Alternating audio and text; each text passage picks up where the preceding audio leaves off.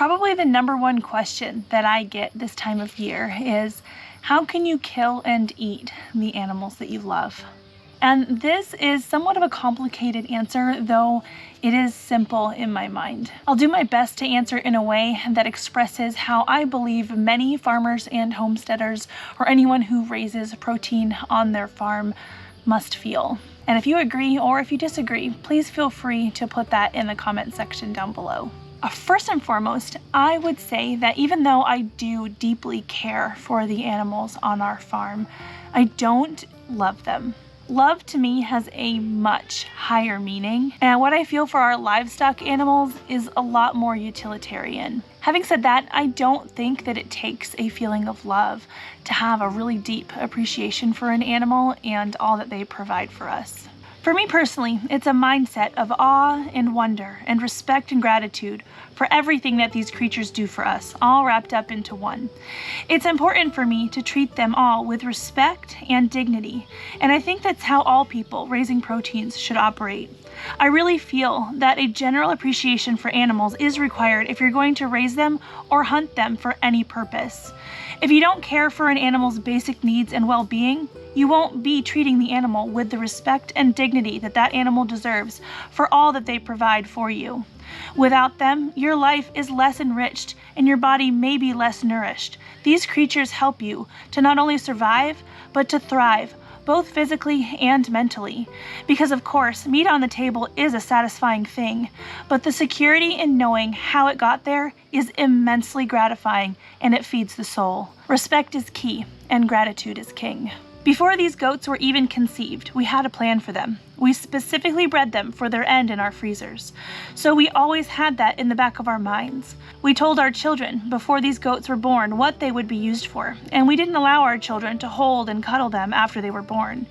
We were definitely more distant physically and emotionally from them from day one so that nobody got too attached. I made sure to mention to you all, our viewers, that these goats were intended for meat in our freezer. I decided not to show them too much on camera because I didn't want anyone getting attached in a way that would cause hurt or resentment when their final day came. I hope that we were able to achieve what we set out to do. As the goats grew, I made sure to handle them just enough so they could be caught on butchering day.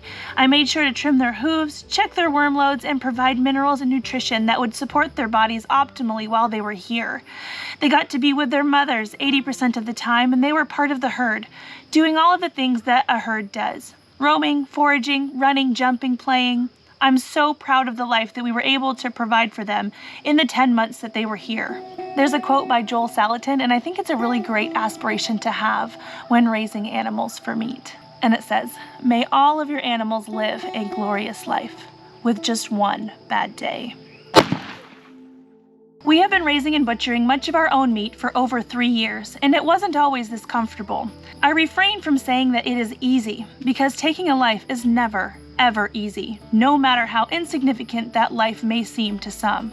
Over the years, we have been able to see our animals in a different light. We get excited and look forward to butchering day, and we always have an open house to local friends and family who want to come. I truly believe that everyone who chooses to consume meat should be part of a butchering day, at least once. Not that they have to participate, but I think seeing a living animal transform into meat on the table lends a different perspective and can lead to experiencing the deep appreciation that I believe that animal deserves. It's easy to forget that the cellophane packaged meats under the fluorescent lights in the grocery store were also once living and breathing. In that setting, it's easy to take for granted what animals provide for us, and attending a butchering day helps rearrange that perspective. We have grown and butchered many chickens, rabbits, and quail, and my husband Levi hunts deer every fall, and so far has had successful seasons each time. But this was our first time butchering our own meat goats, so this video is much less about how to butcher meat goats, but more about the why. On our homestead, we aim to grow as much of our own food as possible. We do have outside inputs for sure, but for the basics like meat, eggs, milk, and veggies, we do a lot of that here. We absolutely love the security and quality that homegrown food provides. The main goal for the goats on our farm is to provide dairy for our family, as well as an income source from kid sales.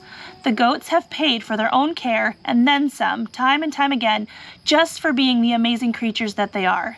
In order for a doe to come into milk, she needs to be bred and have babies, and the babies in this case are the byproduct of the intent of getting dairy from our goats. The kids do sell very well in our area, for now, but it's also very common in dairy, fiber, and show industries to eat your culls, or to eat the animals that simply do not sell or serve any other purpose. Waste not, want not.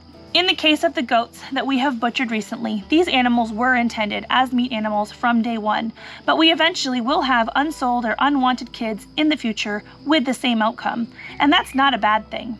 By butchering and eating kids that we could not sell, we are still able to offset the cost of our dairy goat operation. Meat in the freezer is food that we do not have to buy, and money staying in our pockets gives us as much security as money entering them. Because of the seasons of the year in which we raise our goat kids, we are largely able to grow them for free. They drink their mother's milk and eat pasture for most of their lives, and the grain and hay inputs that their mothers consume are offset by the dairy that they provide, and income from kids that do sell. It's a wonderfully gratifying system that comes full circle and supports itself. That's sustainability. Previously, most of the red meat we consumed off of the farm was from venison. Deer are highly abundant in our area, and like I mentioned before, Levi has been able to nab at least a couple deer each season. As reliable as this resource sounds, it isn't always guaranteed.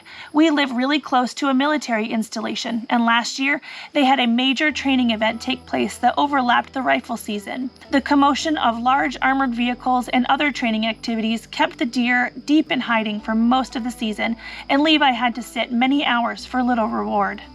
That year, he took small deer that he otherwise would have let go just to get something to fill the freezers. The military training calendar uncertainty, combined with the ever-encroaching CWD threat in our area, makes deer a much less consistently reliable red meat option than our surplus goats.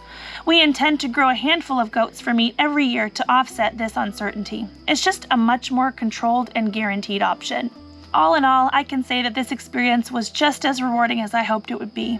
We were not only able to put 50 pounds of meat in our own freezers, we were able to add to the freezers of 2 other families in our area, spreading the wealth of our goat herd out and beyond the boundaries of our land. Even small amounts of community impact are huge for us. We feel blessed to be able to contribute in this way.